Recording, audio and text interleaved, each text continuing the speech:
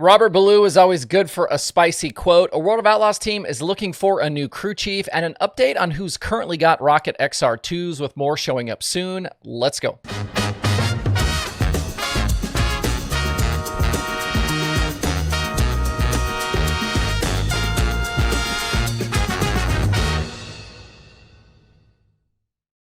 It's Wednesday, July 30th. I'm Justin Fiedler. This is DIRTRACKR Daily, presented by Kubota Genuine Parts. Today's daily show is being supported by our friends at American Table and the P.O. Box, two unique dining experiences not far from Knoxville Raceway. It is officially 360 Knoxville Nationals Week, with cars on track starting Thursday. When you're in the area for the races and you want something good to eat, check out American Table and the P.O. Box. They proudly support the racing community, and their historic location in Oskaloosa, Iowa offers two dining options under one roof. Inside the beautifully restored post office, you'll find an elevated experience upstairs with American Table, featuring a great menu and Sunday brunch. And downstairs, you've got the P.O. Box, open Monday through Saturday, serving up crave-worthy comfort food, cold drinks, and a cozy vibe. Whether you're refueling after the races or grabbing a bite before heading to the track, they've got a spot for you.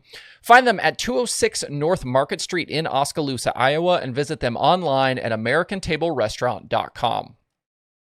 When it comes to a good soundbite, Robert Ballou is a driver that just rarely disappoints. And after getting beat very late in last night's feature by Briggs Danner, he came through yet again. Ballou has looked like a completely different driver here as of late. He's led laps in every Indiana Sprint Week feature so far. He won back on Friday at Lincoln Park and looked to be headed for his second win in 3 races last night at Kokomo. And if you want to go back even a little bit further on the USAC Sprint Car calendar, Ballou has led laps in 6 of the last 7 races. He started third last night and was around Chase Stockton, don't call him Stockton, for the lead on lap 10. Ballou set sail from there, leading the next 20 laps. On the white flag circuit, though, Ballou was held up by the lap car of Cale Drake, and 6 starting Danner used it to his advantage. He closed quickly on the Madman. He went high in 3 and 4 and beat the 12 back to the checkered in a drag race to pick up career USAC win number 4.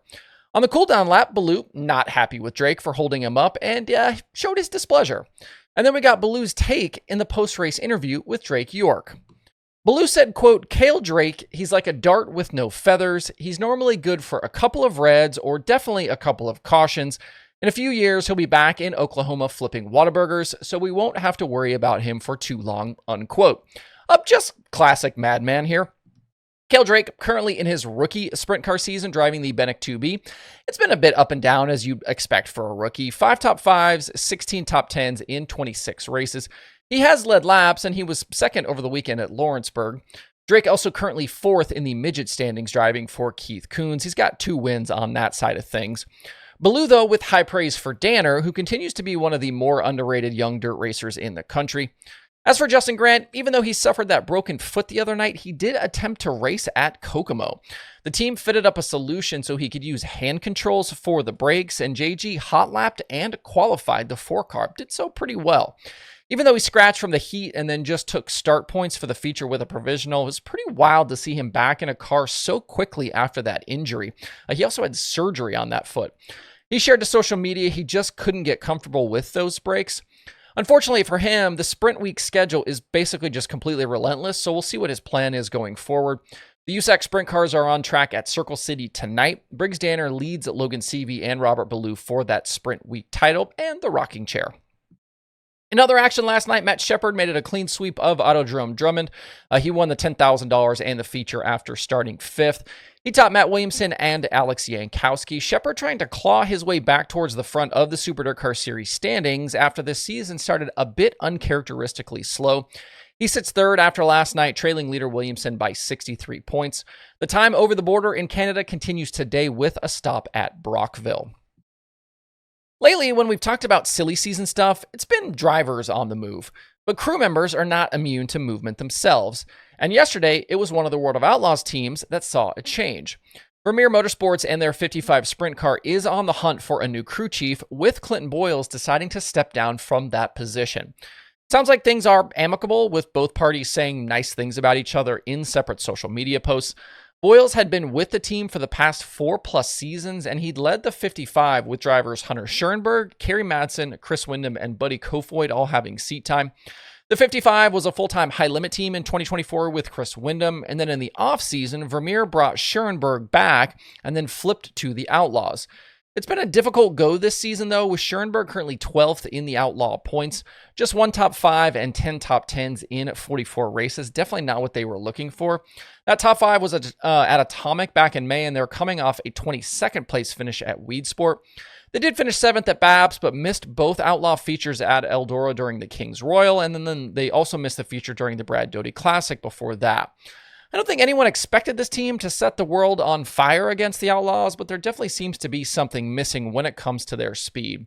Sheppard has 6 career All-Star wins on his resume, but is still seeking his first victory with either the Outlaws or High Limit. No word yet on what's next for either side, but this is a crucial time of the sprint car season with the Knoxville Nationals now just days away. I'm sure Boyles will have plenty of opportunities to work elsewhere if he wants, and I'm sure he might even do some racing here as well. Finally today, I want to do a bit more on Rocket's new XR2 chassis design. We've obviously been following this story here the last few weeks, and we talked the other day about it officially being called the XR2, moving on from that XR1 moniker that the Dirt Lab model chassis builder has been using for so many years. Brandon Sheppard and the Rocket House Car team have been using this new design since Atomic in early June, and to quite a bit of success, and they're starting to make their way into the hands of other Rocket customers. We know that Ed Carley in New York had a couple come through his shop. He's a Rocket dealer. We talked about that back on Monday. And I've had a few comments and messages about Matt Cosner driving one to a win at Bedford just a few days ago. I'd seen that Cosner talked about a new Rocket car that he'd been driving, but I didn't look into what it was. Looking through some photos, it does have the XR 1.2 sticker on it. But if you look at the bar configuration around the driver, it certainly looks like the XR2 we've seen Sheppard driving.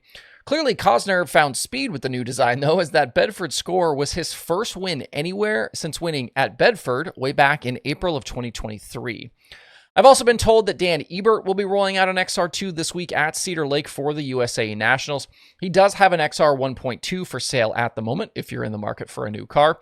Being from Wisconsin, it would make sense that Ebert would want to bring out the best possible piece for a good showing in front of his home state fans. And Dennis Erb Jr. was quoted earlier this week at Dirt on Dirt telling Kevin Kovac he's getting one soon as well. Erb has been on a tear lately, racking up podiums with his current Rocket, so maybe he won't be in too big of a hurry to swap. The other high-profile Rocket drivers in Jimmy Owens and Tyler Erb still have unknown plans when it comes to the new car design. But I think it's important to note, Owens did look pretty good in a Longhorn with Big Frog during the Southern Nationals. This looks like it could potentially, though, be the beginning of a Rocket resurgence. Let me know what you think about this in the comments section below. That is the Daily Show for today. Hope you guys have a great Wednesday out there. We'll see you right back here tomorrow.